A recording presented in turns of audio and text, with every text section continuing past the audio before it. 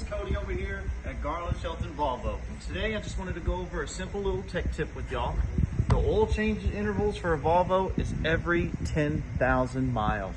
So all you have to do every 10,000 miles is come on by here with the dealership and get it serviced. If you purchased a car here within the past couple of months, if you bring it here for your service, that's how you keep your lifetime powertrain protection.